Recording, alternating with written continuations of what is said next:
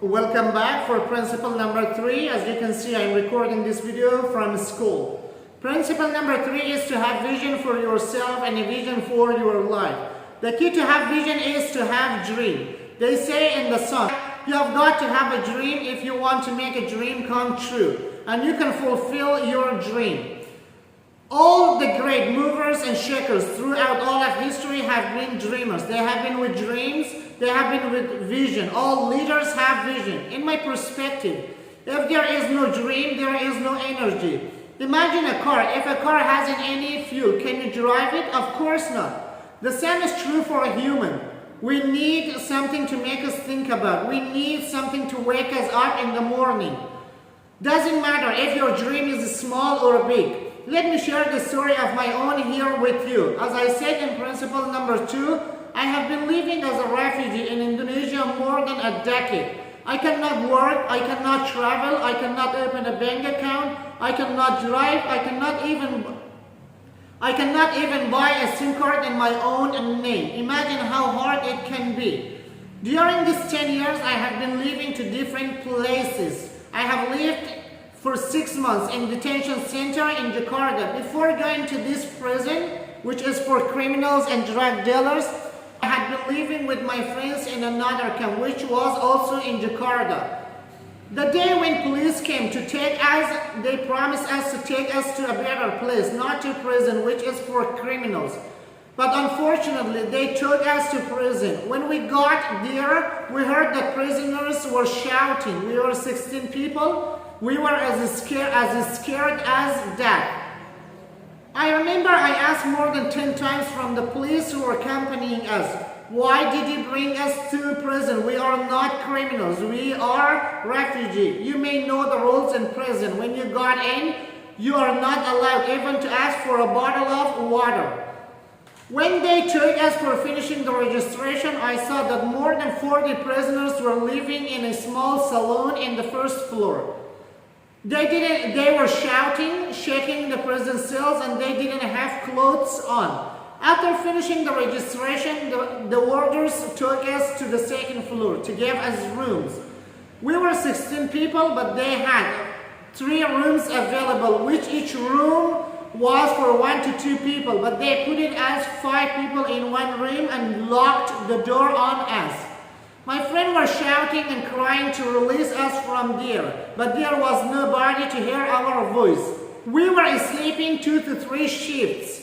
The rooms were as hot as hell. For 7 to 8 nights, we couldn't even sleep. Just 1 hour to 2 hours. We didn't have water. Just 15 minutes per day for taking shower or saving the water. I was active there as a translator. After living in that bad situation, I started teaching my friends English. They didn't have the energy and the motivation, but somehow I was pushing them to study English or read a newspaper. For myself, this prison was like a college. I gained a lot of experience from working with people. I didn't just teach them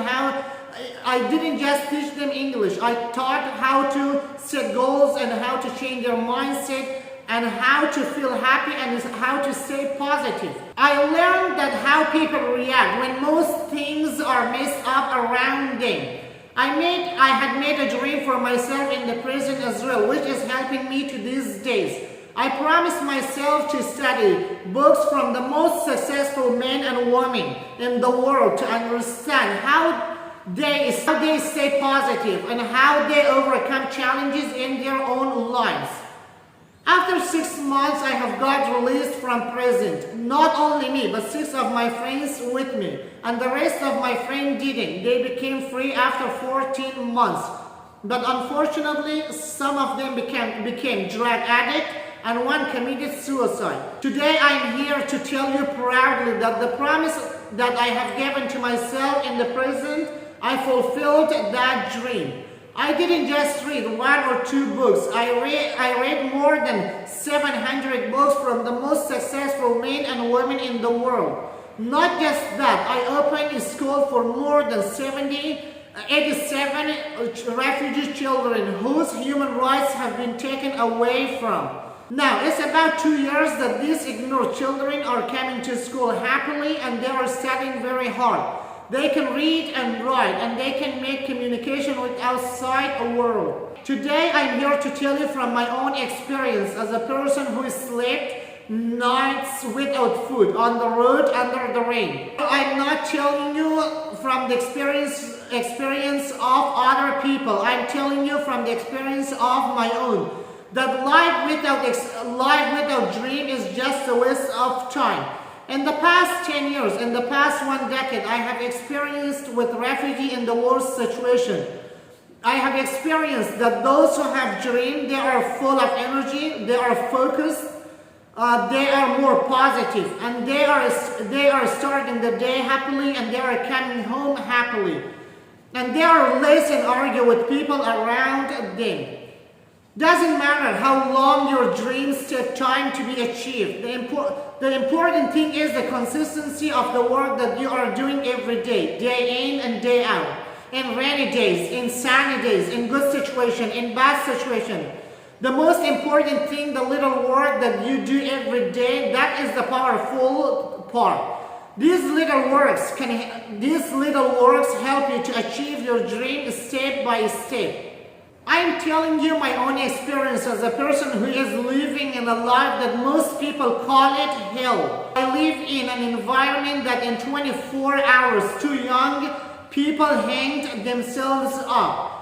As Bobby said, you are not the product of your circumstances, but rather a product of your own decisions. But I am still taking advantage of this situation.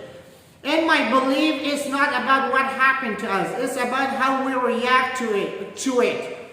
At the end, you have to dream it to achieve it. See you next time. Until next time, be legendary.